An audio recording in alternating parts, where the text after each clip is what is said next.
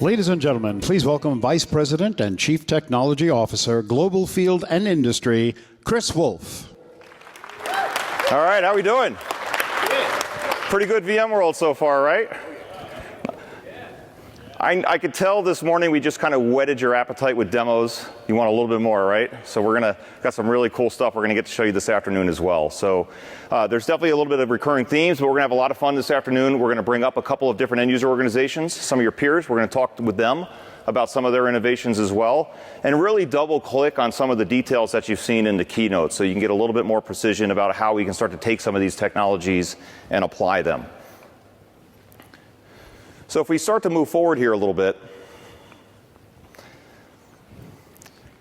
it's not a keynote presentation without a context setting slide, right? So here you go. Here's the obligatory context setting slide. But in all seriousness, look, there's a lot of things changing, and where we're really focused at VMware is on agility and helping you to be more agile and be able to allocate more of your time into driving innovation and driving differentiation for your organization. So the more that we can do to take the mundane off your plate is the easier it is for you to do all of these different things. We see this with a lot of our customers in terms of being able to try to shift the skills and ask some hard questions sometimes, like, is this really differentiating my business, yes or no? And if the answer is no, how can I find a simpler, more turnkey type of offering that can allow me to focus on other things?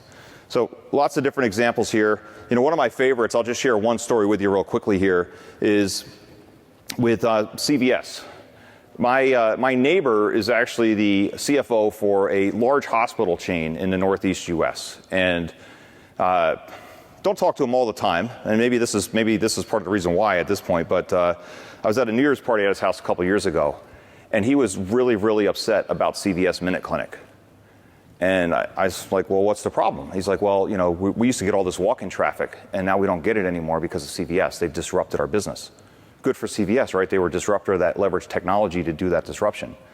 So he says to me, you know, this is your fault. You're in technology. What are you doing to me? And I said, don't hate the player, hate the game. And so, no, seriously though, the change is going to happen. Change is inevitable, and we just have to get on board.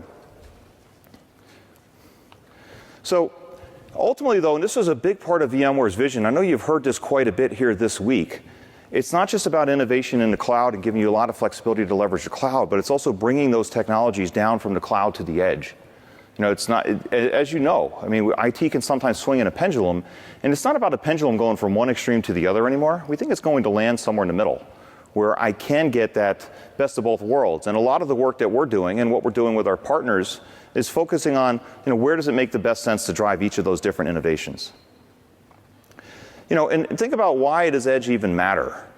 You know, we think about a flight as an example. You know, your average airline today, if it's IoT equipped, it could be generating 500 gigs of data plus per flight. Then you start to say, well, how do I actually mine that data off of it? And I've been joking around with some peers about this. Like, I had a conversation with one of our customers last night, and he's like, I know what we'll do. We'll take an Ethernet cable, and we're going to put it right next to the fuel, so when you hook up the gas to refuel the plane, we can go ahead and do a download. Right? And of course, that's a terrible idea. We would not want to do that and blow up planes for the sake of getting data. Right? But the point was, how do we actually mine this data when we're constantly turning around planes? And, you know, one concept is to simply equip the plane with enough intelligence so that I can start mining that data in flight. Planes are all internet connected anyway. Well, it depends on your airline, right? So there's that. All right. You know, other examples that we have, you know, we think about smart factories. We've spent a lot of time talking with different manufacturing organizations, and Greg Villela and I have a lot of these conversations. And a number that's always struck me is, for some of the manufacturers out there, their average data per day, their sense of data that they're expecting by the year 2020 is a petabyte. So again, this is an area where, again, these new technologies and new innovations have to come to the factory. I cannot move that data to do something with it. Even a smart building could be 250 gigabytes of data per day plus already. So, and we're only on the cusp here, right? So this is going to get bigger and larger and even more interesting as we go forward. You know, as many of you probably heard this morning, also the waiting is the hardest part. You know, when I talk to my Amazon Echo, and sometimes I'm not talking to her and she interrupts my conversation and creeps me out a little bit, and I'm sure some of you have experienced that. But when she's not interrupting my personal conversations, and I'm asking her to do something, it still takes 2 or 3 seconds to get a reply. And Home use, that's fine. In enterprise IT, that's just too long. Right? 3 seconds on a heat sensor on a piece of manufacturing equipment could be the difference between a quick repair and an entire system burning out. Right? So this is where these are things where time matters, and there's lots of other cases of this where we're trying to do lots of automation across smart buildings and smart factories and lots of other things. So this is creating a huge pull for the edge. And ultimately, for all of you, the edge mastery, it's a competitive advantage. You've been doing this for a long time. You know the edge really well, right? You know how to lay out data center infrastructure. You know how to connect systems. You're used to dealing with wonky telco connections and all sorts of different challenges to be able to get applications to run successfully in a variety of different environments. So as this new era of IT unfolds, where we're not just talking about clouds and data centers, but also new edge opportunities, this is going to be a real opportunity for everybody in here to also drive further innovation. And I think that's pretty exciting. Now, ultimately, to level set some of the core areas that we're focused on, and these are some of our core operating principles, and those of our customers, of course, is certainly helping you with speed. So being able to do things quickly, and at the same time, being more agile, being able to change your mind. And while you change your mind, if you need to change your mind, being able to preserve most of your intellectual property. Right? That's key, too, so that I can not have to just start over all the time. Because if you have to start over, sometimes we'll run an IT project into the ground because we don't want it to fail, right? Because there's just too much at stake. But if I can turn as I move and as the market changes, that's a good thing. You know, innovation, too, being able to focus more on innovation and less on keeping the lights on. Again, that's an IT theme. I know you hear it all the time, but we're doing lots of serious things to make that simple. And finally, it's pragmatism. You know, this is a tough one sometimes for all of us in IT because we're builders at heart. We like to build things. We like to tinker, right? I own a Jeep Wrangler because I like to tinker and I need to get that out somewhere, right? So it's a good place to do it. But sometimes, you know, tinkering for tinkering's sake is not always a good idea, right? I have a Jeep T-shirt that says, if it ain't broke, fix it until it is, right? Not really a good motto to live by. But you know, on that pragmatism side, even though we can build something, doesn't mean we really want to build something, because maybe our time could be doing something else. And so even though we're still builders, there's going to be times where we're going to use bigger building blocks, like hyperconverged infrastructure as one example. Now, many of you saw this morning, I'm sure, so I'll go through this pretty quickly here, but this is a big founding principle of a lot of the work that we're doing at VMware. I want to build quick applications. I want a lot of velocity. Public cloud is awesome. It's going to give it to me. And you should embrace public cloud services for these reasons, because it's going to give you velocity that you cannot get anywhere else. And at the same time, there's lots of other services around data mining and analytics and lots of intelligence that you can glean from public cloud services that provide significant value. And this is where VMware's cloud services offerings, I know there's another keynote on that, really help you in terms of centralizing your operations around these things. But ultimately, when I start embarking on these relationships with my public cloud providers, in a lot of cases, for those public cloud platform services that are using native provider APIs, native provider tools, and things like that, for all the speed I get, they're also pretty sticky. And again, it's okay knowing that I'm making a permanent strategic relationship with that cloud provider. You know, think about Office 365. VMware is a big Office 365 user. We're not worried about being locked into Microsoft. It's a strategic platform for us. We don't care. If we go down a little bit further and we start thinking about platform as a service and containers as a service, we get a lot of application agility here, but we can get some operational drift. So even though I can package up and ship an application real simply, the idea of being able to maintain consistent operations sometimes can be a challenge. You know, how do I do change management? How am I doing audit? How am I doing backup? How am I doing X, Y, and Z? Right? These are all operational concerns we always have to have. When we can layer those two together, we can start to get application agility and operational consistency. So layering those two means taking my traditional applications, my CAS, PAS applications, and so on, and putting it on an infrastructure as code layer. Now let's dig into that a little bit more. So one part of our strategy that's core is providing globally consistent infrastructure as code. Now look, you could say, well, infrastructure or IaaS doesn't matter. The bottom line is for a software engineer's perspective, sure, I can abstract everything infrastructure away from them to the point that they don't have to care about it. But somebody has to care about it. Somebody needs to make it work. Somebody needs to make it reliable and make it scalable. So when you start to combine some of these solutions that we're building with our partners, I can get that consistent infrastructure as code. I can run an application anywhere, and I can still maintain all of my same tools and processes. You know, to us, that's a pretty big deal. You know, and what does anywhere mean? You know, anywhere that's running your VMware fabric is going to count here. So whether that's a data center, whether that's an edge, whether that's IBM Cloud, VMware Cloud on Amazon, Rackspace, and so many of our other provider partners is going to give you that flexibility. For your software engineers, they're going to get the consistent APIs, the consistent developer tools that they want, and they're also going to get consistent telemetry. So my approach to remediate an application problem is going to be consistent no matter where that application runs. And then finally, you get full control of your intellectual property. You choose what applications you want. You choose what open source projects you want. You choose what versions you want. You get to maintain full control. I can pack up and move and redeploy that application anywhere, from the cloud to the edge, and it still stays completely consistent from the developer's perspective and from the operations perspective. That is our differentiator. I get IaaS or infrastructure as code from a service provider, but it is consistent to that service provider network. It is not consistent globally and out to the edge like you can get with VMware. So again, you'll see more about this and how we're actually enabling all this as we go through the keynote with a lot more detail than you were able to see this morning. So with that in mind, I want to go ahead and bring up Mike Wittig, from Vice President of Infrastructure Engineering from Nike, and we're going to have a conversation. We're going to get into this in a little bit more detail. Mike. What's up, Chris? Welcome to the stage. Thanks. Thank you.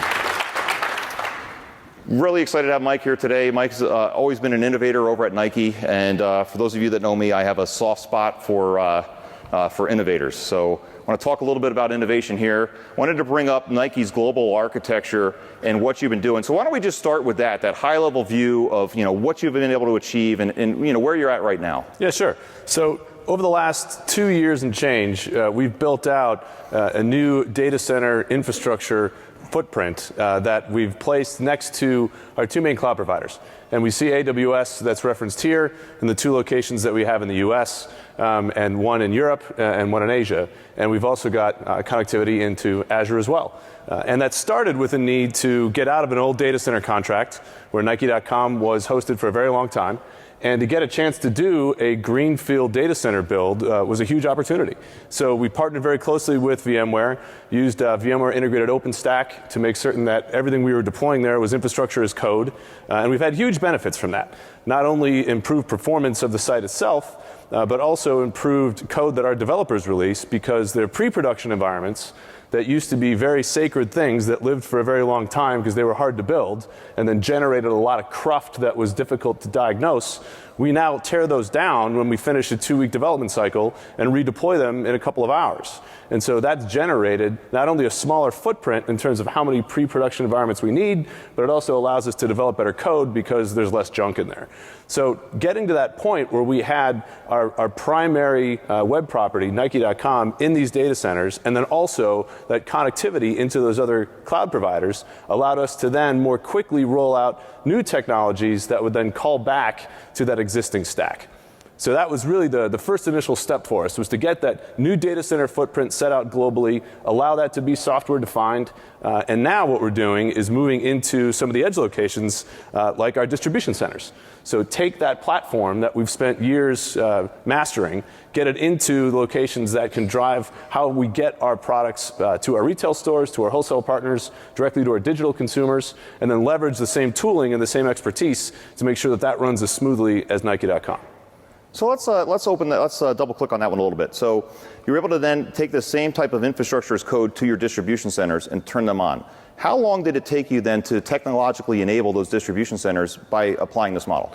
It was almost immediately. It was literally as fast as we could get the equipment out of the cardboard, because we had those same blueprints for how we would use those same OpenStack commands to then spin up the VMs that we needed to provision the capacity that we had. And with the NSX implementation that we did in the data centers, which was a little tricky, man. It took a little while to get that figured out, along with the OpenStack stuff. But once we had it, then it's much easier to then repeat it as we continue to deploy that same pattern. And here we focus very much on the US, but the distribution centers that we've got in Europe, that we've got in Asia, have that same platform available to them. All right, that's really impressive. And now I know with all the automation you did, if I remember correctly, you used to have some challenges just in terms of order processing. So you were able to process orders really quickly. but I believe you created a new bottleneck when that happened, right? We did, man, yeah. So initially, we would have trouble with the site sustaining more than 900 orders a minute. That was usually get to that point, and everybody gets excited, then the thing falls over.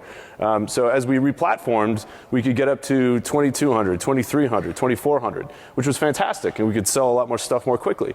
But then that bottleneck shifted to our back-end order processing systems, specifically our SAP system, which could only handle about 100 orders a minute.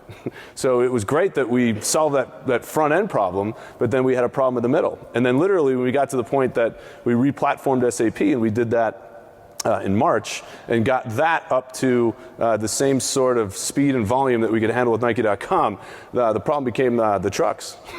Because we couldn't get the trucks into the distribution centers quickly enough to get the stuff out. So we're building more distribution centers. Pretty good problem to have, right? Not bad. So you mentioned NSX. You want to talk a little bit about how Nike's leveraging NSX and what your strategy is there? Yeah, I mean, it's a real partnership with our information security team, just to make sure that they can feel as comfortable as they need to feel about the stuff that we've got inside our data center, and also just to make it easier to provision these environments. So less firewall rule changes for the network folks to have to deal with, and more consistency to make sure, again, when we deploy those development environments, we know how they're configured, and we know that they're configured the same way as the one that we had just deployed 2 weeks ago. So a lot of it is really about having the confidence within the security team, and also the confidence within our application development colleagues, because they know it's configured that same way. Now, we've had a good conversation too, Mike, around the future and things that Nike is looking at and what you're looking at as an architect. So you want to just share some insights in terms of, you've already been extremely progressive with what you've been able to do with your distribution centers and your order processing. Where does it go next? Yeah, so we do have some data centers that still exist that are not as impressive. And the applications in them are ones that we potentially don't understand as well as we'd like to, and testing those can be difficult. And that data center has a contract that's up in the next 12 months. So I was really trying to figure out, Chris, what am I going to do? I got all these apps, that we don't understand very well that are on an ESX platform, and we've got a direct connect, from there. It's kind of a long haul one, but into US West 2. So the offering that we've got now to be able to just simply move those VMs out of that data center off of very old museum quality equipment into AWS is fantastic. And then what we'd really like to do is get it out initially while that data center is still there, but then before that contract expires, then flip all of that east. Because that is where a lot of our primary applications have their production instance, and we want that proximity of those applications being really close to each other. So it would be certainly the biggest migration that we've yet done, not only initially to get them out of the data center and into AWS, but then that huge rotation from west to east. So a lot of the new technologies that you've been rolling out today are going to help us hopefully quite a lot to get that done. All right, that's outstanding. Any other words of wisdom you'd like to part our folks with? Just be bold. Try it. See what happens. Love it. Mike, thanks you very much. Yeah, great job. See you.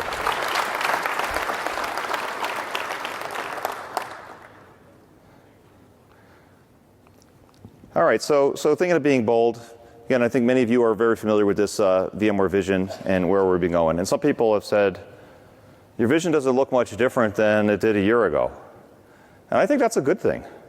I've worked with other software vendors where they have a new vision about every 3 months, right? So we're trying to stay the course here, around the core technologies that we deliver, being able to give you that flexibility to run these applications in a variety of different clouds, being able to run a variety of different applications on our platform as well in the clouds of your choice, and then of course being able to access those applications from the device of your choice. So there's a lot that we're bringing in here, inclusive of that entire fabric that can do all of these things. Now, to set that foundation, of course, one thing that you've seen quite a bit from us is Cloud Foundation and being able to provide that hybrid cloud platform that can give you the capability to be able to extend your data center from the cloud to the edge. There's some interesting things here to think about as we're starting to work in these more hybrid architectures that are operationally really important. Like this morning we showed this great demo where you're able to take a VM, right, and migrate it into VMware Cloud on Amazon Web Services. But there's some details in here that matter. If your on-prem environment is, say, 3 or 4 releases behind what we're doing in the cloud, do you think that vMotion is going to work like that? No, we can't QA, everything so far back. So it becomes more important when you want some of that cloud velocity and vMotion capabilities to be as current as possible. And we know how hard that can be. It can take, 3 months sometimes of planning before you're doing a major infrastructure upgrade, sometimes even longer than that. One of the core values that you get with Cloud Foundation is we automate the lifecycle management of the entire infrastructure stack. So now I don't have to worry about the infrastructure planning and updates and maintenance because VMware will do it for you. That's tremendous value. That's for your compute, vSphere, that's for your storage, VSAN, and that's for NSX, your networking and security platform. That's a lot of work that's been grinding and really difficult that we're working to take off of your plate. To us that's really important. This is the same stack that our cloud partners are running. And we've announced multiple additional cloud partners that are running Cloud Foundation this week. So as we're even developing and testing our patches on this software, we're testing it in hyperscale cloud providers. So that should give you a lot of assurance that what you're getting from VMware is rock solid and it's going to run well in your system. And on top of that, the work that we're doing with the open source communities means that if your integration point is, say, at the platform as a service or container as a service level, right, you're going to use the native APIs in there. We're giving you the infrastructure as code, and if you don't like your relationship with VMware, kick us out. Right, we want to keep winning your business on merit, and that's what a lot of the strategy is about. We're going to get into some more details about that. But to dive in a little bit further, I'd like to welcome Yan Bing up on stage, and we're going to really double click here and go a little bit deeper. Hi, Chris. Good afternoon. Yan Bing, welcome. So we're building a foundation here for flexibility and control. Yes. Right? There's a lot of work we have to do, right? Mm-hmm. I think it all certainly starts with the work that your team has done around vSAN. So I'm going to go ahead and let you take it away. All right. Thank you. Thank you very Chris. much. Well done. Right, and great job on the keynote this morning. Good afternoon. So I run the storage business here at VMware, responsible for vSAN as well as SRM and other storage offerings that we have in the company. So as Chris described, what's happening in the industry is really this amazing digital disruption. So I'm firmly convicted that digital disruption is here upon a recent visit that I had to China. So when I was in China, I realized one of the world's second oldest professions. There is clearly a debate about what is the world's second oldest profession. So if you Wikipedia, you're going to see a long list. And one of them is begging. So what I witnessed on the streets of China is begging is now fully digitized. People are begging with their smartphone and QR code. So the digital disruption is absolutely upon us in every corner of our life. And a big part of delivering that digital disruption to help you to embrace that digital disruption is how we modernize your infrastructure. And hyperconverged infrastructure certainly has been a big architectural shift that's happening in our industry. So hyperconverged infrastructure really break down the silos within the data center. I start by breaking down the silo between compute and storage, really converge the two onto virtualized compute, virtualized storage running on industry standard servers.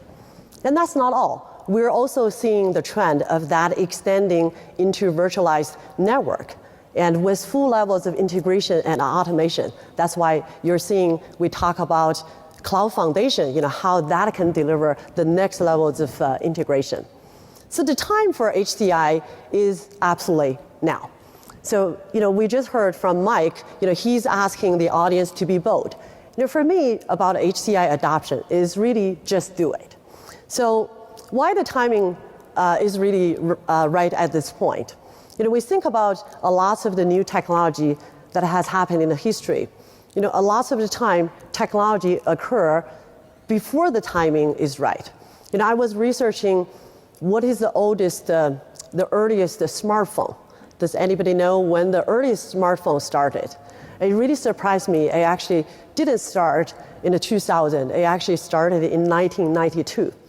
So the earliest smartphone was built by IBM. It's called the Simon Personal Communicator. It's probably the size of this. So It may be very smart, but it's definitely not very portable. So it combines a cell phone and a PDA. It does all the things smartphone is supposed to do today, but it is simply not the right time for this technology to become mainstream.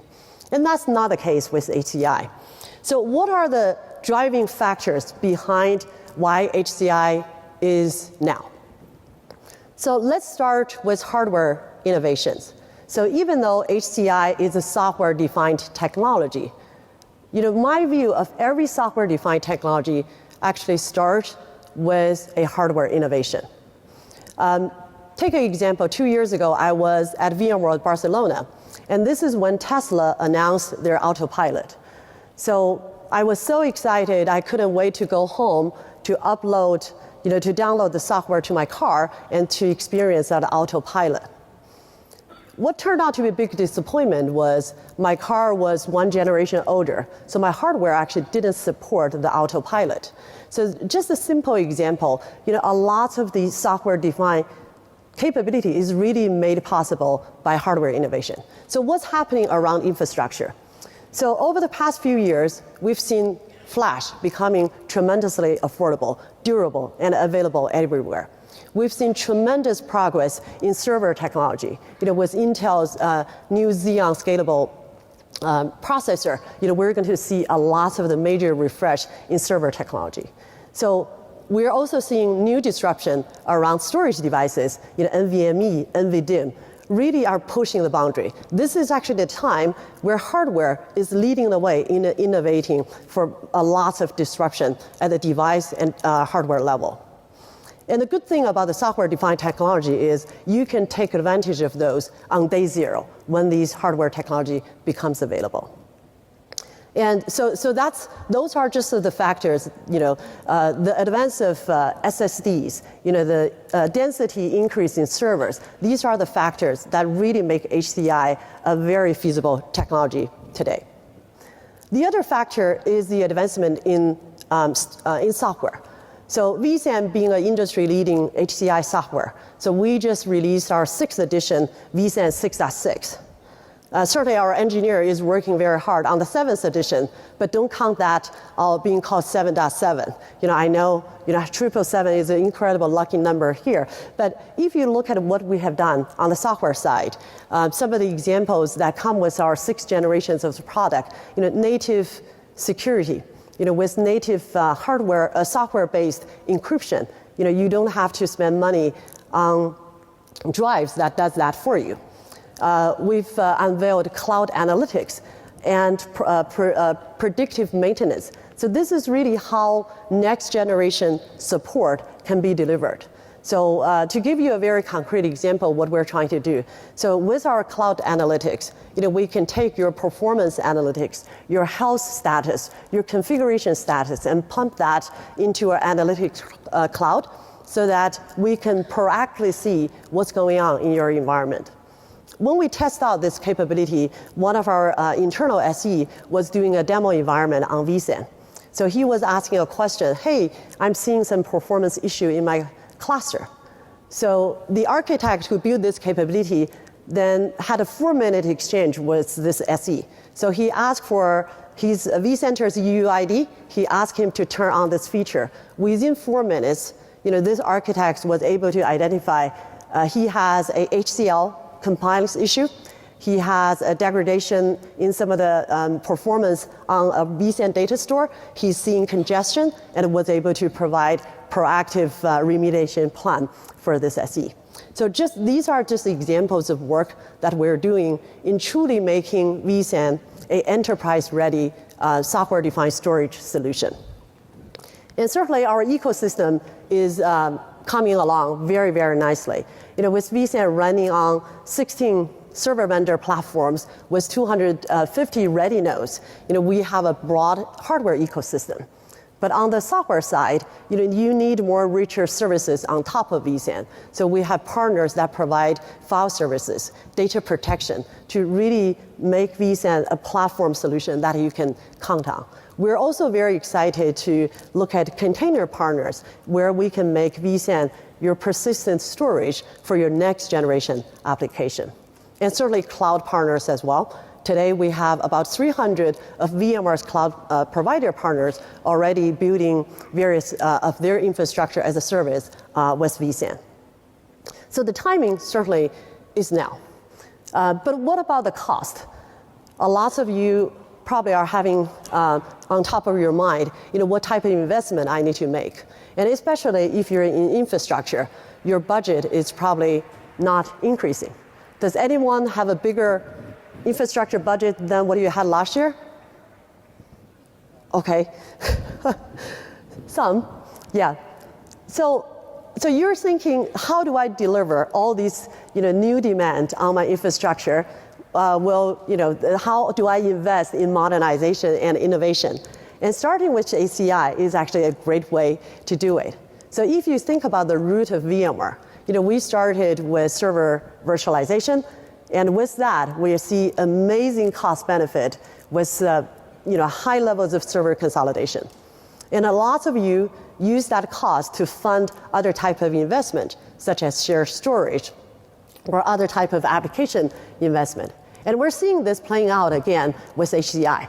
We're seeing a new type of consolidation that is consolidating virtualized storage and virtualized compute into HCI.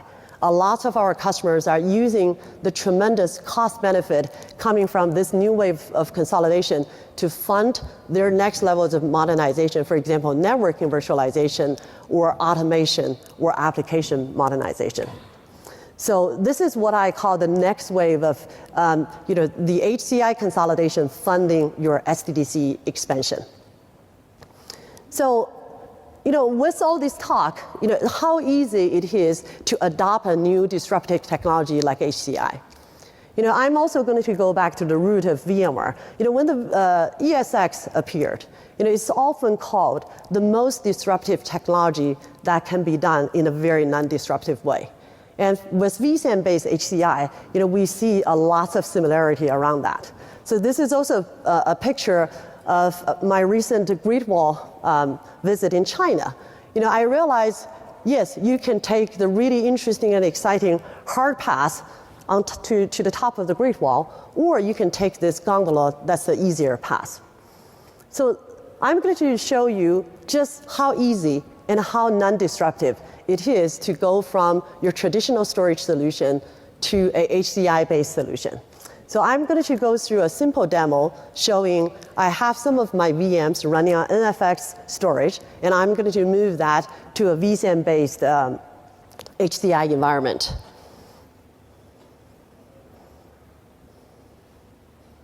Okay, let's switch to the demo.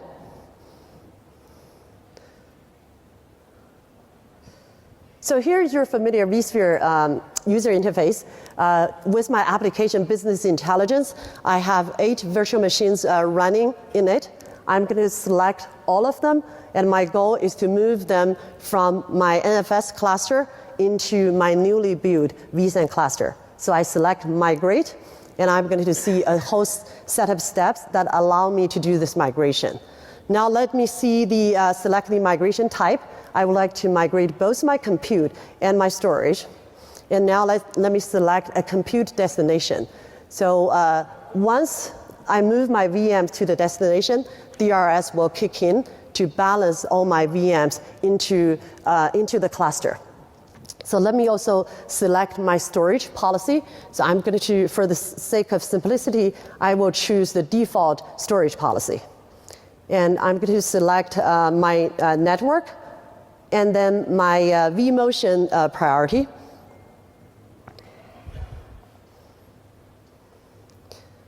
And then I'm ready to perform this migration. So all these should be extremely familiar steps for those of you who are vSphere admins. So let's see what's happening in my NFS data store. This migration is going to take a little bit of time. So we're going to actually play it forward for you in the audience.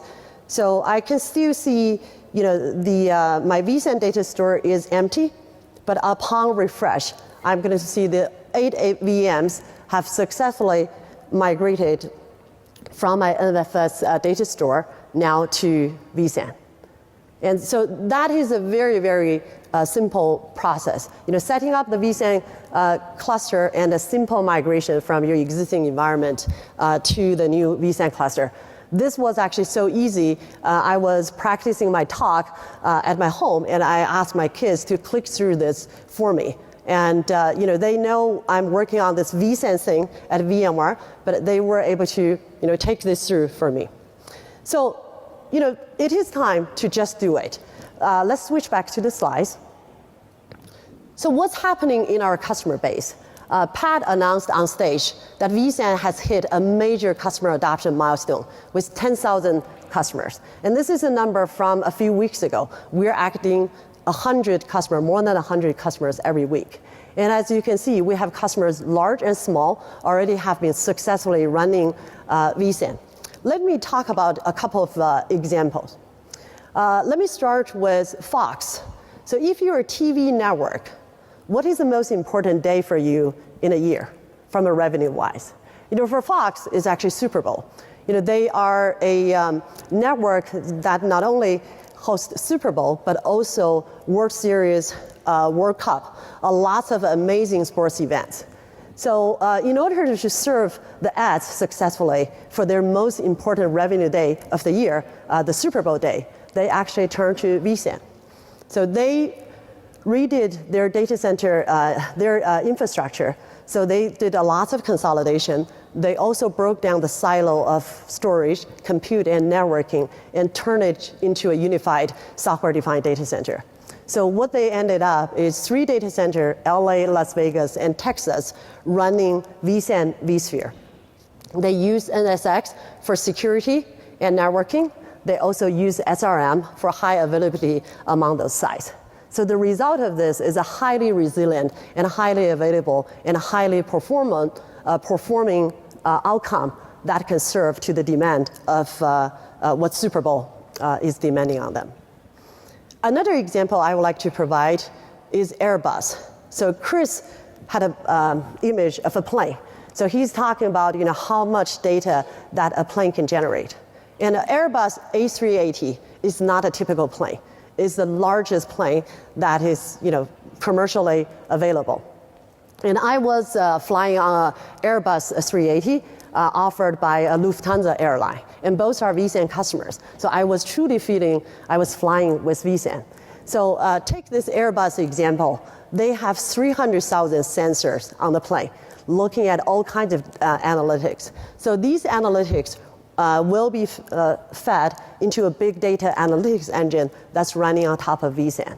So some of the outcome of these analytics, for example, one particular use case scenario is to improve maintenance. So with all the data coming from these sensors and the analytics, they're able to do a lot of the proactive maintenance so that they minimize the time that the Airbus 380 sits on the ground. These are just 2 interesting examples. I think we will have other examples that we will later hear directly from our customer today. So we talk about Cloud Foundation. Medtronic is one of our earlier customers for Cloud Foundation. The VP of infrastructure, the head of infrastructure, was on the keynote stage yesterday. And she shared a lot of the company's vision in how they modernize their infrastructure. And I'm going to provide you with some concrete data points. So one thing, their main goal is to really generate a globally consistent, standardized data center infrastructure across all the different sites. And they were able to do that very quickly with Cloud Foundation. But take a look at some of these impressive statistics. So a full SDDC stack with the whole entire Cloud Foundation stack with vRealize automation on top, up and running in 4 days and 3,500 VMs. That is quite an impressive result in terms of achieving that time to value. So, I just spent the past 10-15 minutes talking about how hyperconverged infrastructure can help you modernize your infrastructure need. But I know what's really top of your mind and top of your mind for your line of business is about application. So let me invite my colleague, Paul Fazoon, up on stage to talk about how we can modernize applications. Thank you very much. Congratulations on the PKS announcement. That was very exciting. Thank you. Yes, I think we have a lot of good things in store for our customers in the coming months. And I'd love to talk to you a little, now that we've understand how the foundation that's in place on the infrastructure side to support a collection of application frameworks, let's talk about what some of those application frameworks may look like running in your environment. That's great. So the stage is yours. Good luck. Okay. So now, when Chris invited me to join him in this session, he promised that there was going to be pizza for everybody. So I didn't see that. I'm not sure if that's in the back of the room or if that's coming at the end of the session, Chris. I don't know. Maybe you can let me know when that gets delivered. But thank you, everybody, for coming today. So app modernization and digital transformation is one of the top of mind subjects for pretty much CEOs and CIOs across the world today. Fortune 500 companies have been spending a lot of time over the past couple of years trying to figure out the right approach to application modernization. And the reality is not one size fits all, and different development teams all are looking at different tools. But the motivations across these companies are fairly similar. So, we're in a mobile world, so there's a very strong push to for companies to remain competitive and to differentiate themselves. Their mobile approach is very important. Computing costs are getting very inexpensive, going down to near zero. So that makes compute access widely available, and the ability to add compute access is fairly straightforward.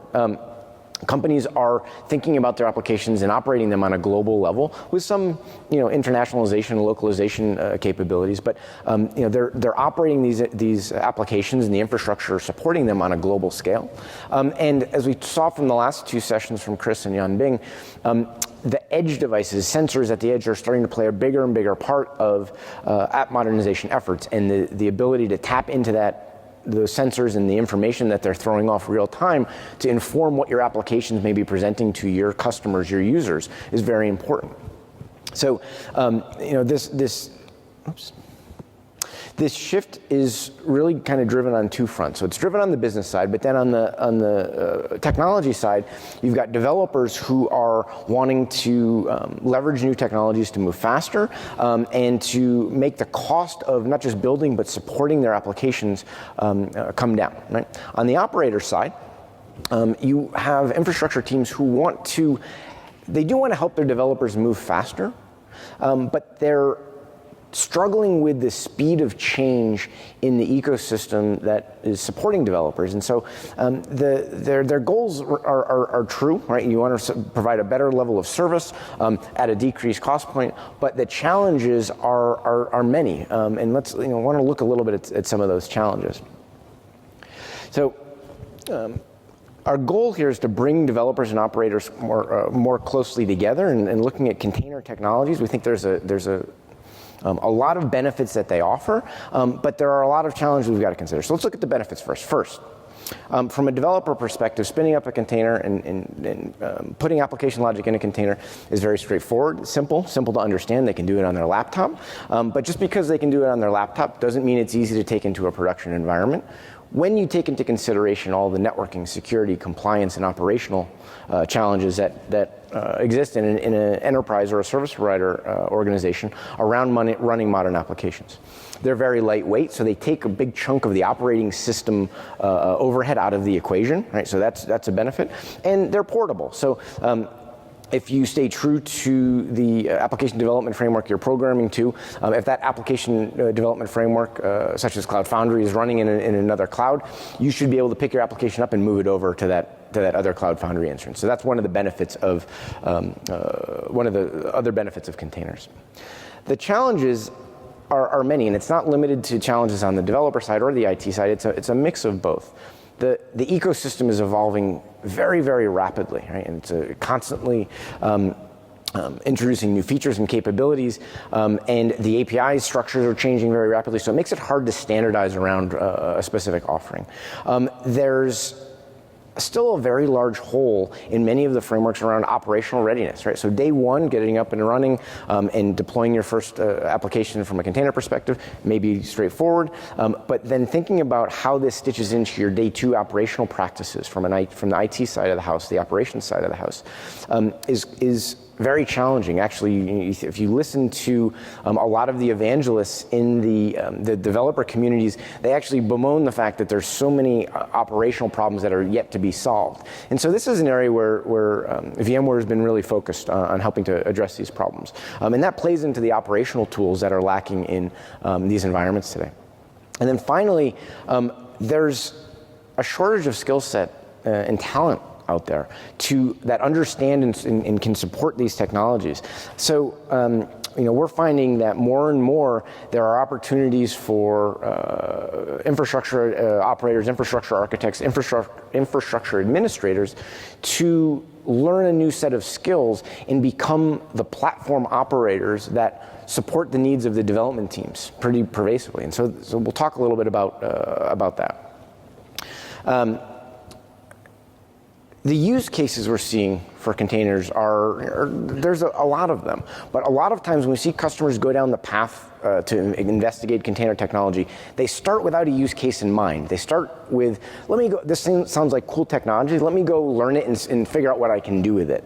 I think we're getting past that point. Customers are now starting to think about, all right, I have a business challenge I want to solve. It might be my organization wants to develop a new mobile app to better service our customers. What's the right approach to not just develop that application, but get it into production?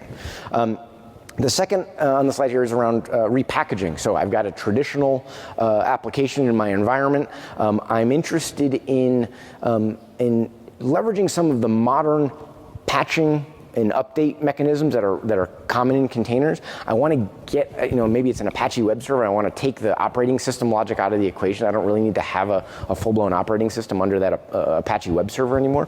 So let me repackage as a container, leverage some of those operational tools to make running that application a little bit more efficient in my organization, reclaim some memory, use it for other things. And then finally, there's refactoring. And so refactoring is I've got this traditional application. It's maybe referred to as a monolith inside of the organization. It's got a lot of moving parts.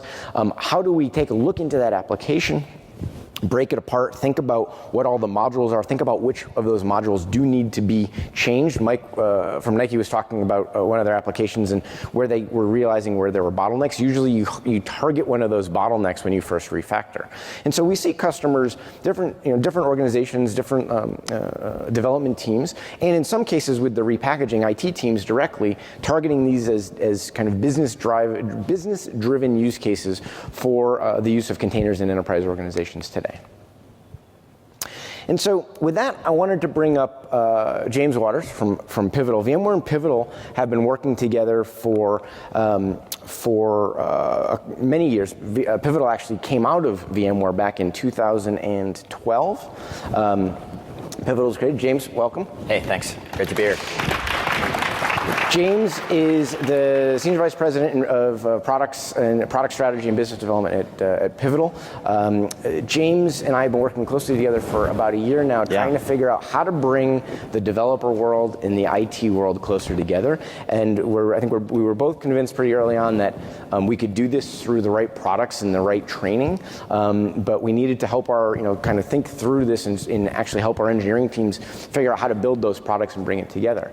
So just about a year ago, we had the whiteboard of this, and so 1 year later, here we are. So we're going to talk about what we announced this morning in a minute, but before we get there, I think there's some really interesting learnings to be shared around what Pivotal has been doing with Pivotal Cloud Foundry in terms of helping enterprise organizations modernize their application development practices, not just from the technology side, but also from the human being side, the people process transformation side. So I understand, I think Rob mentioned today, Rob Mee, the CEO of Pivotal, mentioned this morning that over half of the Fortune 500 are using Pivotal Cloud Foundry today to help with their app modernization efforts. Yeah, I think that's a good foundation that, one of the things that was really exciting about today was the foundational resources available at VMware in terms of every vSphere admin in the world being now prepared to vend PKS. Google's expertise around what Kubernetes is, how to move it forward every quarter. And then Pivotal has really established a pretty meaningful foothold in the Fortune 1000 of companies looking to go to cloud-native applications, continuous delivery, continuous integration, and be on the forefront of digital transformation have been turning to Pivotal. So what's really interesting is that PKS now is a collaboration between those three companies and the best of those assets. So we've already got a great head start on transformation in all those organizations, and now we're widening the aperture of our abstractions out to a raw container service with PKS. Yeah. So one of the things that we talk about when we refer to this concept of developer-ready infrastructure. Yeah. The one that we have kind of honed in on in the past is networking, right? I don't think people understand just how much networking actually happens inside of a container-based application, or microservices-based application. Yeah. So, maybe you give a little, some of your thoughts on that. Well, I mean, if you think about it in an enterprise context, you want to go continuously deliver and empower teams to not have to always work through an operational bottleneck to achieve code velocity. So you have to start thinking programmatically about networks, because it's sure as can be that if you need a data resource somewhere out in that enterprise, there might be a network administrator that needs to configure something for you to access it. So without integrating things like NSX into the app manifest of Cloud Foundry, you might stay at that slower IT model. But if you take the inverse, though, and you start to integrate NSX into everything you do in a cloud-native environment, now that manifest for the application can describe exactly the connectivity you need, and you have none of these wide-open, soft inner shell networks anymore, chewy middle networks. And so you actually get microsegmentation with every application that you deploy, and that's a huge benefit. Yeah, no, I think that's something that, if you think about traditional applications, the components for a traditional application, you can more or less, if you're a really talented network operator, you can keep a lot of those components in your head or in your Visio diagrams, and you can jump back and forth application to application. You can kind of keep your arms around what's going on in your network. Containerization introduces one, and in some cases, 2 orders of magnitude more complexity to that networking environment, simply because there's so many more moving parts. Now they're smaller, they're more contained, they're easier for developers to think about because they get to manage their discrete element. But each of those discrete elements, which maybe before 64 elements were a single VM, now there are 64 discrete elements that are using the network as the application backplane, accessing sensitive customer information, being updated daily, being updated regularly, right? So those things need to be secured and integrated. So one of the first things we've done with Pivotal is to bring the Pivotal Cloud Foundry product and the NSX product together so that the application metadata can actually drive the NSX network configuration, both from a topology perspective and a security policy perspective. So this is really powerful, because as applications, an application developer using Cloud Foundry does a CF push, it can actually program down all the way through the network infrastructure and make sure the corresponding network elements in NSX are properly, not just properly wired up, but properly secured based on policies that the IT side of the house has set previously. So I think that's very, very powerful. So as we look ahead for developer-ready infrastructure, we announced this thing called Pivotal Container Service this morning. So we're going to talk a little bit more detail about what that is and what the architecture looks like. So the Pivotal Container Service was an effort, and we'll get into the history of this on the next slide, but the Pivotal Container Service is effectively an enterprise and service provider ready purpose-built solution for organizations to run on-prem. Right, so to run on your vSphere install base, this allows you to realize a common tool that provides the operations teams, the IT teams, what they need to support the developer needs inside of an enterprise or a service provider organization, while preserving that natural interface, or that true interface of Kubernetes to your development teams. Right. Yeah, I think one of the questions you ask yourself, like, hey, let's start to explore containerization. How should we think about offering that out to our developers or to our teams? And one of the great things we had today was that we did have Google on stage with us, and we've worked together to say, hey, they provide a hosted cloud service called Google Container Engine that comes with network automation, that comes with built-in ingress on demand, that comes with updates of the embedded operating system underneath the container, and a quarterly release train that always updates the Kubernetes APIs. And I think we said, you know, operationalizing this for enterprises on vSphere is going to look a lot like that. Why don't we all just partner together to get it done? And so those are some of the virtues that GKE has delivered already. And so I'm really excited about the collaboration because we're not reinventing how to do containers. What we're doing is we're bringing the proven way of doing containers from the inventor of it into every vSphere environment in the world with these attributes. Yep. And so, you know, that means you're always on mainline Kubernetes that's being updated quarterly. The worst thing I've seen in environments is they do a Kubernetes deployment and they don't know how to update it, and then they're a year back on that, and their developers are saying, I thought I was getting this cool new thing, but I'm actually now 1 year out of date. Right. And I think that's it's important to understand that that upgrade case is something that is, you know, may seem simple or trivial on the operations side. Like, it's, you know, obvious you want to stay as current as possible, but it's one of those things that, you know, you know, I think it's a fundamental difference between a community-focused open source effort and a customer-focused open source effort. We're starting to see Kubernetes in part of the CNCF really kind of take a focus more towards, with Sam and Google's help, more towards a customer-focused initiative or a customer-focused community effort. And so, with that in mind, you know, maybe James, talk us a little bit through how the open source core of our PKS offering came to be. It was known as Project KUBO. Yeah, maybe I'll tell a quick story. People want to hear a quick story about how this happened? Yeah, that sound good? All right. So we were working with a VMware client, and they were thinking of the Cloud Foundry Elastic runtime for their applications. They're also curious about Kubernetes. And they actually, Kubernetes was complex enough that PCF is integrated into vSphere. We had it in their data center. It was all stood up. Bosch blew out the whole platform. That day we were pushing apps, having a great time. But they had this anxiety. They're like, well, our Kubernetes POC keeps failing. We can't get it stood up. We don't understand the difference between these abstractions. So I, over drinks, turned to a friend of mine who we were working with them and said, like, we need to bring Kubernetes to Bosch. The same push-button deployment we have for Cloud Foundry integrated to the VMware APIs, you should be able to get a container infrastructure in the same simplicity. That'll help customers make smarter decisions. And then it was just a matter of turning to our other partner, Google, and saying, help us engineer these Bosch releases for Kubernetes, help us prove these out and test them, and then we'll all go to market together. And that's how this open source project KUBO, which is already running at several enterprises, was born. And I think, Paul, your phrase is very apt, which is customer-focused open source. We were solving this problem for customers. That's where Pivotal has really come from in open source. We meet a customer, we see their pain, we attempt to build a community around that, versus just kind of our own erratic intellectual interests. So yeah, it's been fun. And so I think a lot of what the Project KUBO set out to deliver between Pivotal and Google was around not just the day one get it installed, but the day two operationalization. So you can see some of the characteristics here, but that is something that is, you know, when you think about the formation or the concept of Kubernetes that came out of Google, yeah. They have, you know, Kubernetes requires cluster management for the Kubernetes framework itself. It does. And Google's got this thing internally that they use to do that, right? And that is not part of the Kubernetes open source. That thing called Borg? That thing called Borg, correct. So this concept called Bosch is the next two letters after R and G in the alphabet. So it means Borg++, and it was written by an SRE friend of mine from Google who basically was going to build an on-prem Borg. And so it's really a beautiful marriage of the Borg engine, which would deploy Kubernetes in Google Cloud, with the Borg engine of vSphere now, Bosch. Yep.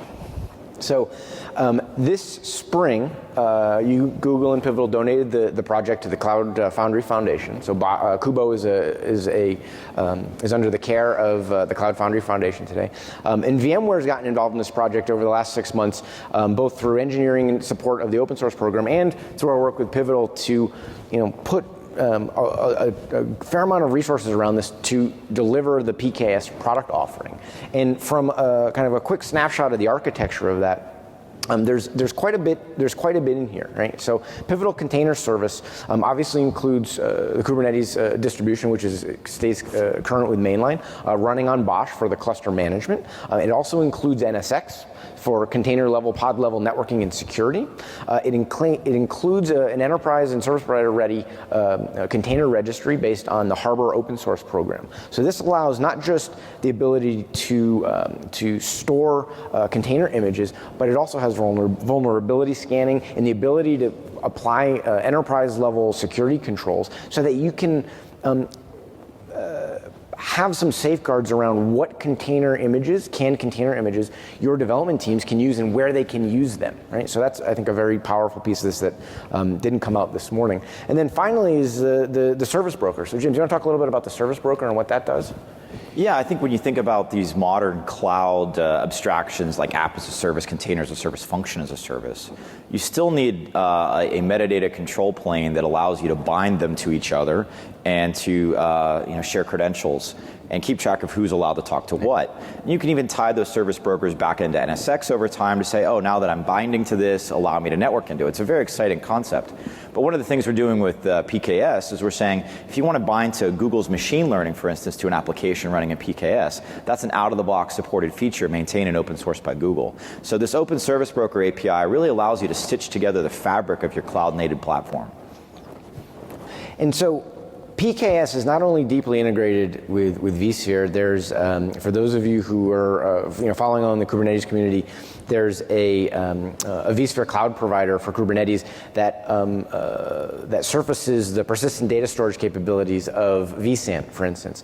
On our vRealize portfolio, from everything from the management to the operations and visibility tools, there are there's an extensive amount of work that's been done to deeply integrate products like Wavefront and VROps into the PKS offering. And so you'll see demos of those things sprinkled throughout sessions over the next day and next 2 days, as well as there's some demos in our booth. So but you can expect to see a lot more from us on this, and get your hands on this product in the not so distant future.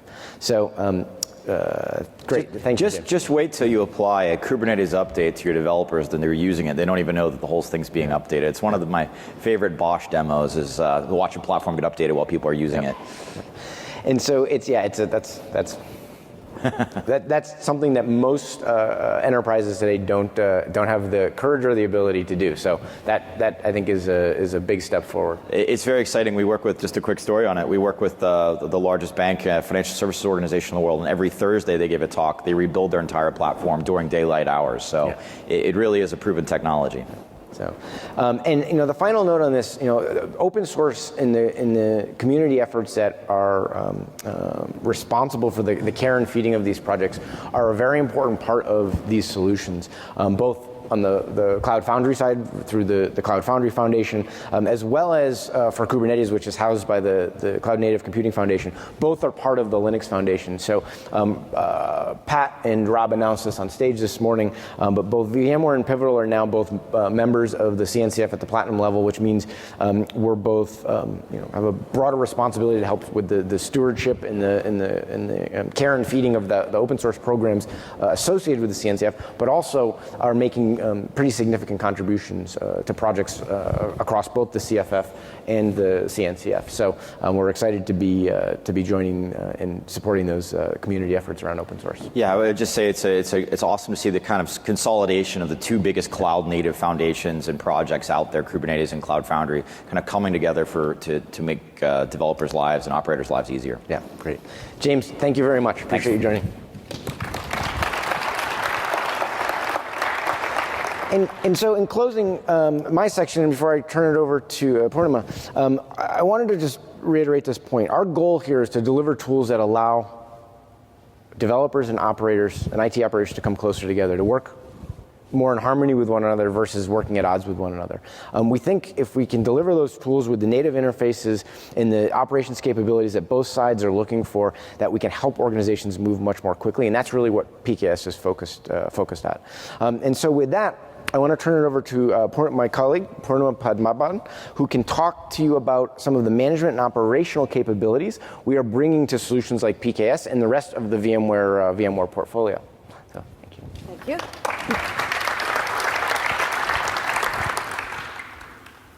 So you heard from Paul on how we have stitched PKS into vSphere, into VSAN, and into NSX.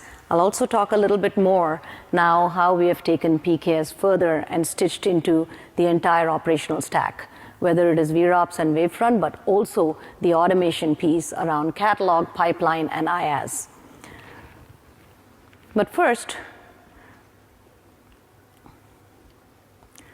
our goal for the management is primarily to create an experience. So you have many different clouds, many different platforms. Our goal for management is to create an experience that makes the clouds invisible so that you can focus on transforming your business. And vRealize is a very large platform that allows you to do so. It has about 32,000 customers, ranked number 1 by IDC, and it is also a leader in the Forrester Wave. And here are a few logos. Some of you may be in the crowd here.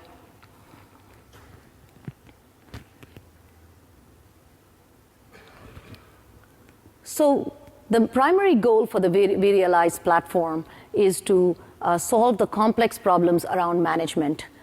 We start with the basics with intelligent operations. And intelligent operations is all about getting most value out of your infrastructure. You have infrastructure capacity. How can you extract value out of that capacity? How can you make sure that every piece of that capacity is fully utilized? And that's where our VROPS and Log Insight, Network Insight suite of products form the basis. And then the next stage is to take those boring, mundane tasks in IT and automate those. And that is what we call IT automating IT. And that is where vRealize automation comes in, puts the power of automation so that you don't have to ever manually do a task again. And once those two foundational steps are laid, then you pretty much get to the developer cloud, which is to convert this entire infrastructure into a consumable cloud and delivering that infrastructure as code piece that Chris talked about. So one example is Liberty Mutual. They have 33,000 servers and workloads deployed using vRealize automation and vRealize operations. And they continuously churn these workloads and are managing those on an ongoing basis. So let's talk about where are we going with our management suite of products. Our first and foremost area is around making the cloud easy. Now, this is a theme that you have continuously seen, and we are going to continue to double down on that. Second one is to simplify developer consumption, and then we want to enable you to operate it consistently. So let us look at how can we make our cloud easy to operate.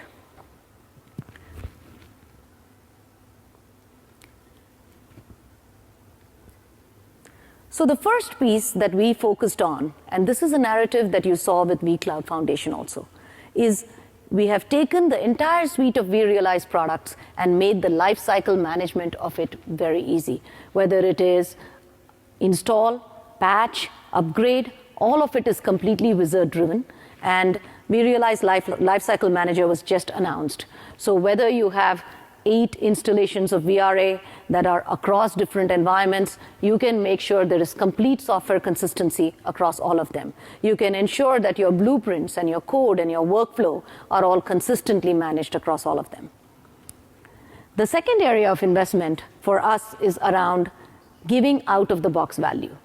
vRealize Suite has got a lot of deep capabilities, but a lot of times it requires a PhD to get value out of it.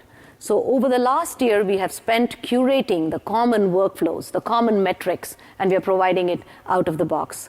So with vRealize Operation 6.6, you have a whole bunch of dashboards that give you immediate value as soon as you log into it. Gives you an understanding of what are the key metrics you need to look at, what are the key capacity constraints that you have, all in one screen. The other area we are investing in is around curating more content into the platform. We are partnering with a number of companies to come up with a bunch of open source packages and blueprints and images that will be made available in product in our marketplace. So if you are pulling together a very quick open source stack, you can simply drag and drop, let us say, a Node.js or a MongoDB into a blueprint, and you can be up and running very quickly. Of course, we still maintain all the governance, the controls, the approvals on the entire marketplace. So the key here is how can we simplify the deployment and give you out-of-the-box value. And then the last area that you heard in the morning today also is while we have a very strong set of solutions on-prem, Many of our customers have come and told us, look, I don't want to be managing the management software. Can you make it easier for us? And so we have embarked on creating, so our on-prem solutions stay, but we have also added to the portfolio, and we have embarked on a set of solutions that are SaaS-based solutions. The first set of solutions you heard are around cost insight, discovery, network insight for managing your virtual networks, Wavefront for SaaS-based metrics monitoring, and then we are also going to be coming out with automation in the SaaS form factor. So this is all about making sure that you are focusing primarily on curating your environment and ensuring that you can help your business partners. So the second area of investment, and this is something that is very tied to the conversation that Paul and James were having earlier, is around simplifying developer consumption. So Paul talked about how with PKS you have a solution that allows you to plumb all the way from container down to NSX. Now what we have created here with the cloud APIs is cloud agnostic infrastructure as code, or as Chris puts it, globally consistent infrastructure as code. These are a set of APIs that are very standard, compute, network, storage, load balancer, image, that are made available to you. You can write your application definition, but the environment variables are inserted into these definitions in a late binding way. So you can take that same application definition, throw it at VMware on-prem, you can throw it at VMware Cloud on AWS, or you can even provision it into the native clouds like AWS and Azure and GCP. So cloud native APIs are a very strong foundation and give you that underlying resource management irrespective of which cloud or which environment you are in. And the nice thing is, then once you have these orchestration frameworks, you can very easily layer them on. I'll give you an example. One of the customers I was speaking with, they have, again, very similar, have a Kubernetes stack, which is a siloed stack. And then they also have vRealize automation for managing their VMs. And their whole point was, look, I don't want to be managing these disparate pools of capacity for each and every orchestration solution I have in my environment. I want to have that one consistent way to manage all my resources. So with this globally consistent IaaS, you can layer on any of the orchestration solutions and have one governance for all of your resources. The second area we are investing in is, now that you have the APIs, we want to give you a blueprinting solution that truly enables iterative development. Many of you are familiar with the work that has been done by Terraform or what CloudFormation templates allow you to do. These are not static entities. Similarly, our blueprints are no longer static entities. These allow you to define your application state at a point in time, but that also enforce that into your environment. So you truly have something that is alive, and you can hand this over to your developers. They can tie it into their CI/CD pipeline and do the complete end-to-end automation. So we are going to demo this solution in a few seconds. And then the third area is to layer all this. So you have got your consistent IaaS, you've got your blueprinting, and to layer all this with a common catalog and common pipeline. Today, most catalog solutions tend to be very single-purposed. They are either for, there's either an ITSM catalog for help desk, or in case of what we have today in automation, it is primarily dispensing VM-based applications, or you have container catalogs. What we are planning to deliver is a catalog that is truly spans across different kinds of applications, be it containerized apps, be it virtual machine-based apps, or hybrid for that matter. And then the third area is, while you have gotten a consistent infrastructure, you've managed your life cycle, you have to have the right tools to also ensure that you can operate consistently.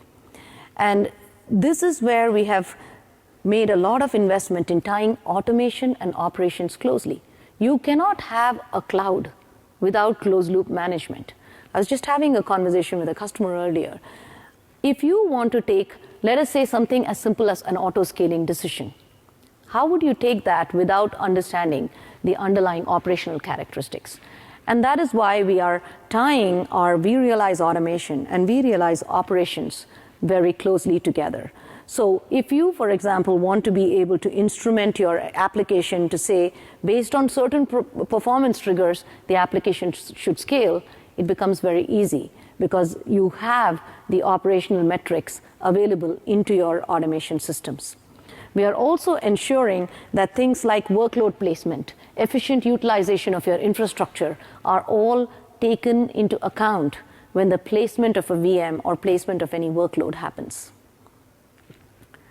The second area is, while you may have metrics from networks, metrics from infrastructure, from storage, from apps, they all have to make sense.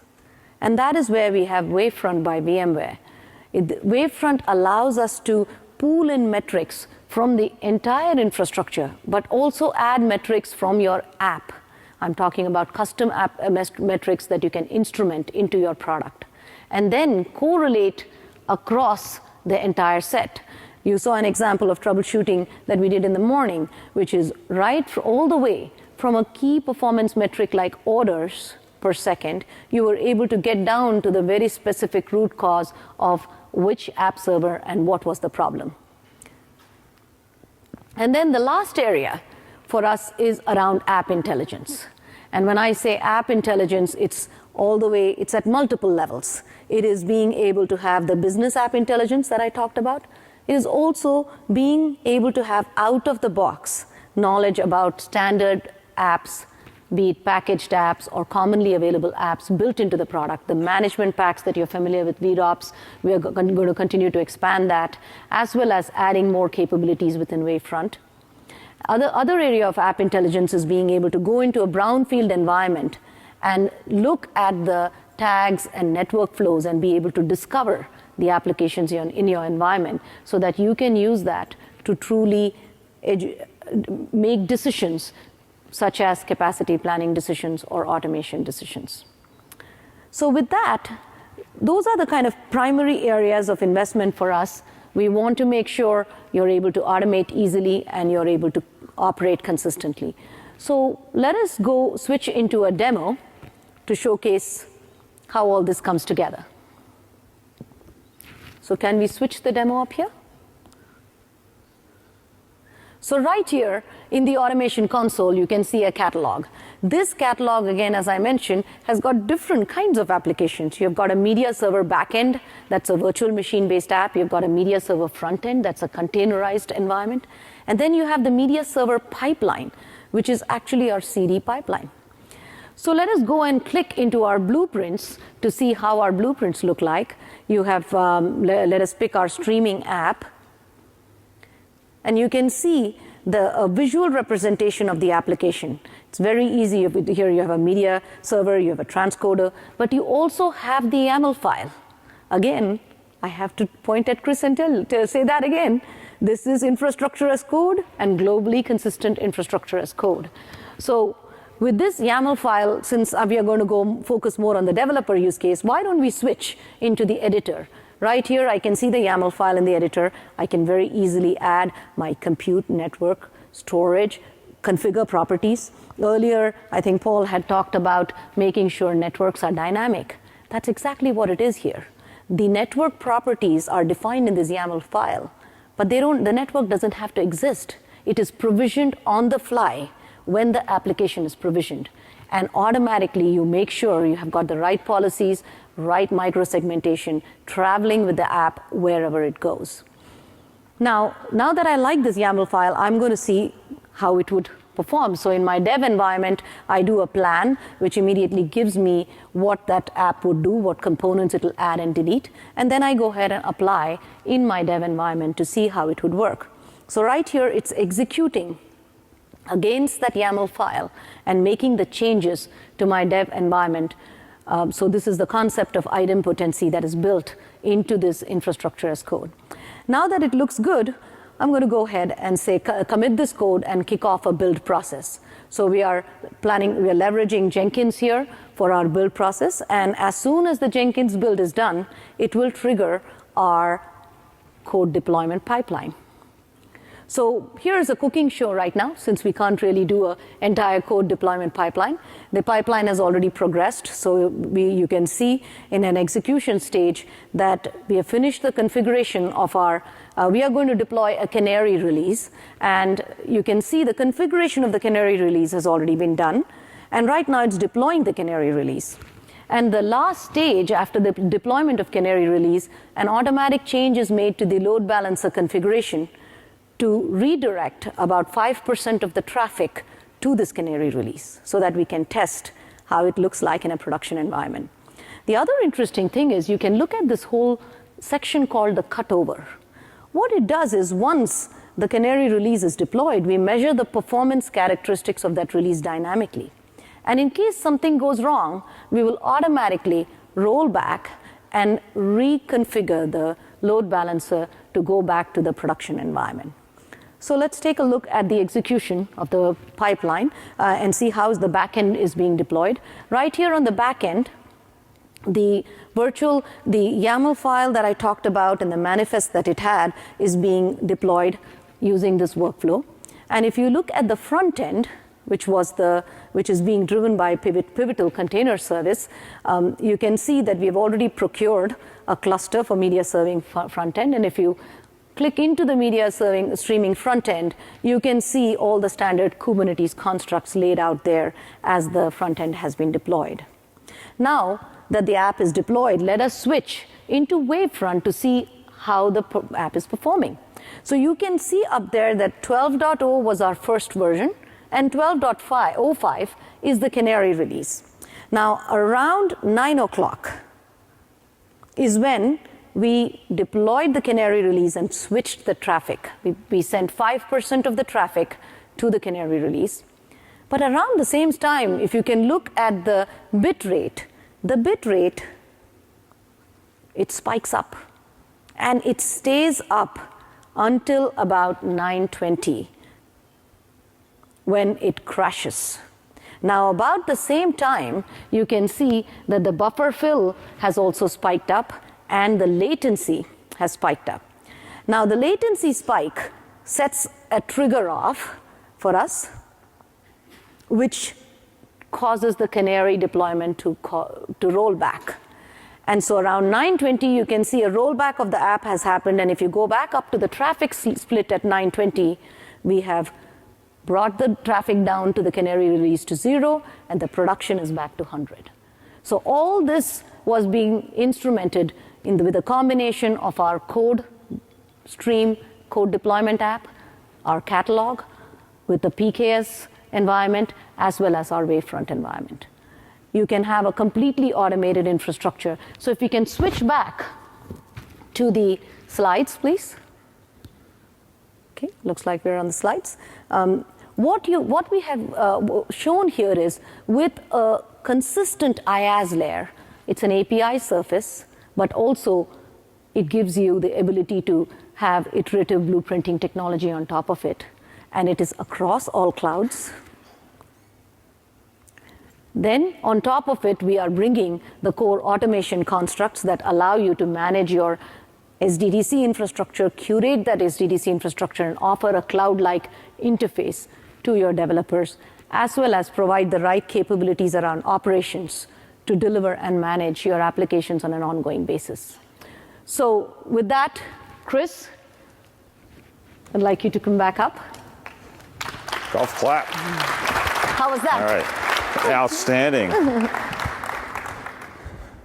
All right, Pranima, thank you very much. We just have a little bit left to cover here, and we're also still talking to one more customer. So I'd like Jaime Garella to come up, and we're going to just spend a few minutes talking about some of his experiences as well.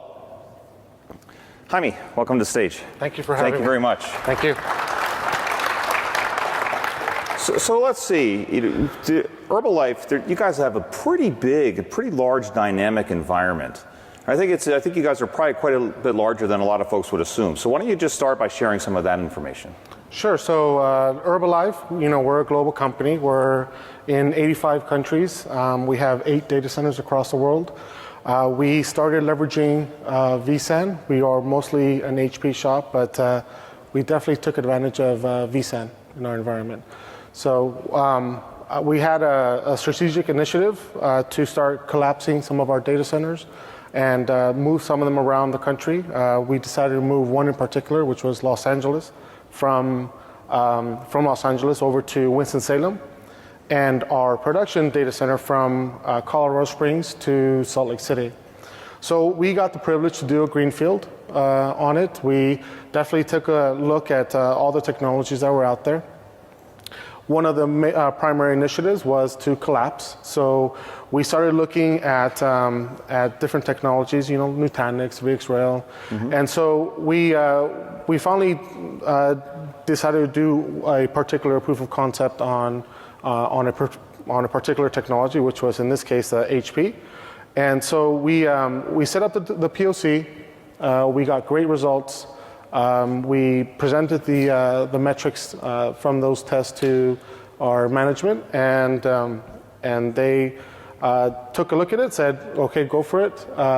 And so I don't know if you can see that up there, but this slide is one slide that was, I think, one of the 10 slides, and it was like the 5th slide. As soon as we got to this slide, and we had already discussed the performance that we were getting out of vSAN, they said, no more, just go ahead and do it.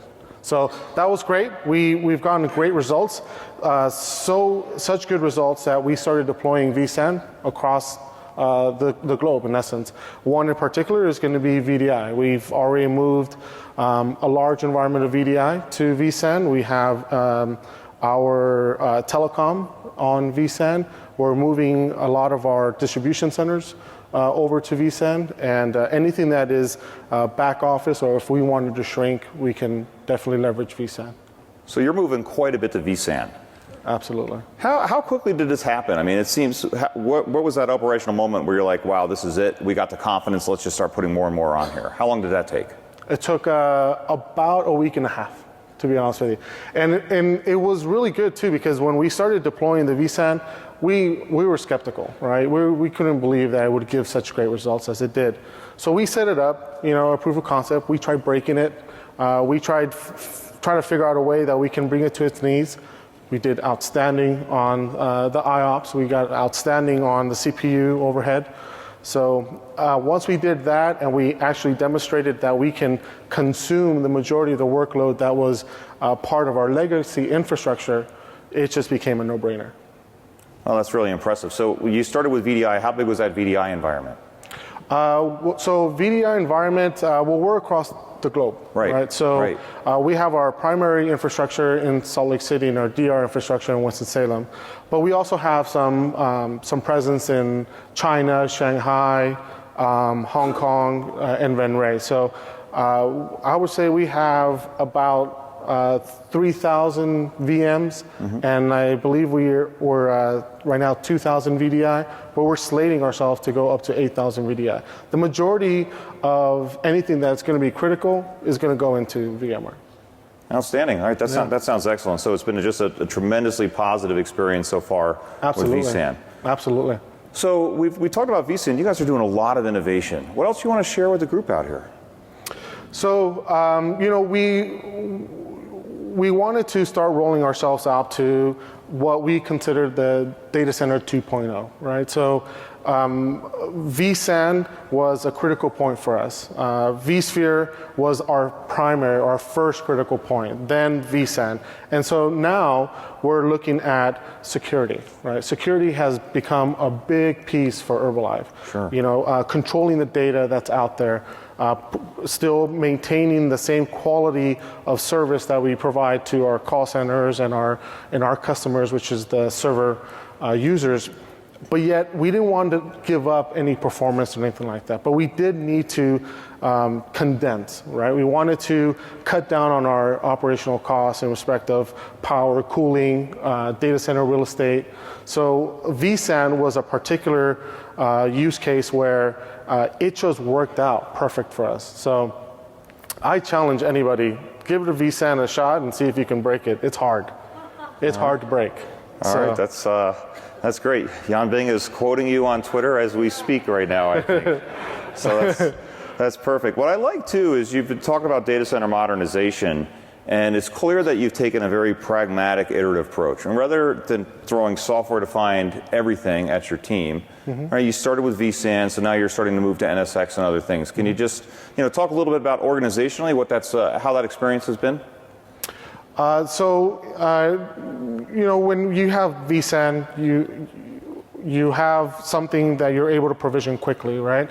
Traditionally with, for example, legacy storage or shared storage, typically the array is already set up, right? And even from the get-go, when the array is brand new, you still have to go through all these policies and procedures and change management that you would typically have to do to get that going. Because at the end of the day, even though that shared storage is supporting QA or dev, at the end of the day, storage is still production, right? The same way that we're production, even though our customers are QA.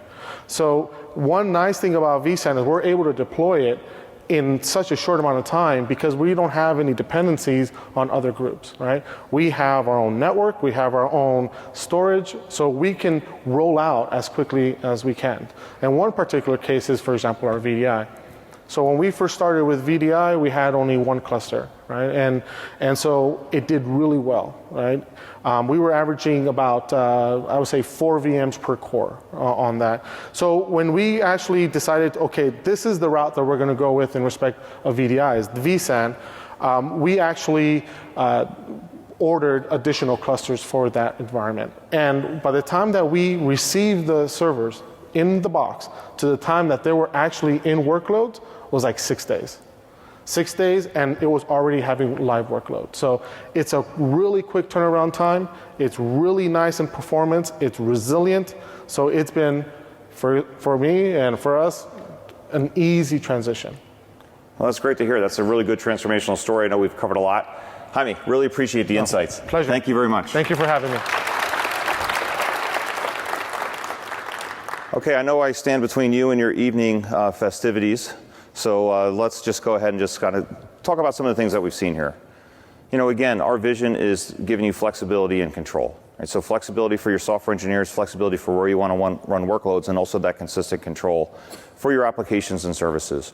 Again, hopefully what you're taking away from VMware, and this VMworld specifically, is that we are committed to providing developers with the same experience using the tools that they prefer to use, the open source APIs, the open source CLIs that they want to use to integrate with the platform, and then giving you the exact same operational experience. So this is key to us. And again, this is simply going to allow you to make your software engineers' life easier. It's certainly going to make your life easier as well. Poor Jaime, things are happening so fast for him now. Those days of those 2-3 hour IT lunches, right, during those deployments, those are over. So vSAN has definitely negatively impacted your quality of life, I guess. So, all right. So just a couple parting words here. Let's focus on differentiation, right? There's lots of things that we can do. The more that we can shift to more simpler solutions so we can get things done faster, gives us more time to focus on how we can differentiate our business. Finally, this tug of war of DevOps, it's not about meeting developers halfway. We don't have to compromise. You can have the tools and services and solutions you want, and your developers can have the tools and services and solutions they want. It doesn't have to be an us versus them anymore. It can be an us and them. We can do these things together by finding common ground, and I think we have it here. And hopefully you've seen that in the keynote. Don't wait for tomorrow. Build the foundation today. We got lots of technologies. There's lots of ways that you can get started here. We don't have to convert our entire data center over to NSX. We can do a small pilot deployment. We can start to learn and understand software-defined networking and go from there. It's the same thing with vSAN. Just like Jaime, I can make that small investment. I can go ahead and just get started, and then I can build it and grow once I get that same confidence that he's had. So with that, enjoy the rest of VMworld. Thank you very much. Really appreciate your time today.